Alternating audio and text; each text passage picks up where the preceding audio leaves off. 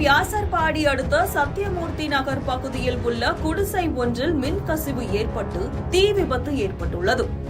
இந்த தீ அங்குள்ள வீடுகளுக்கு அடுத்தடுத்து மலமளவென பரவவே மொத்தமாக சுமார் 20க்கும் மேற்பட்ட குடிசை வீடுகள் முற்றிலும் எரிந்து நாசமானது.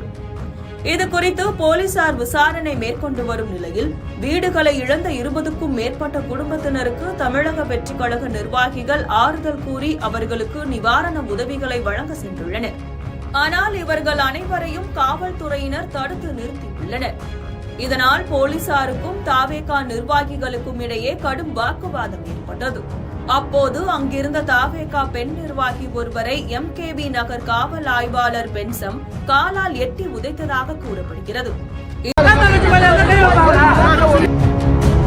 இன்ஸ்பெக்டர் பென்சமின் அவர் துணியெல்லாம் கிழிச்சு அசிங்கமா பேசி மானபங்கப்படுத்துறாரு.